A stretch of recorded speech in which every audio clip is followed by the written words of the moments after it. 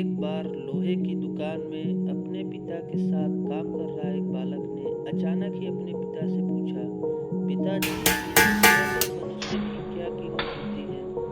पिताजी एक छोटे से बच्चे से ऐसा गंभीर सवाल सुनकर हैरान रह गए। फिर वे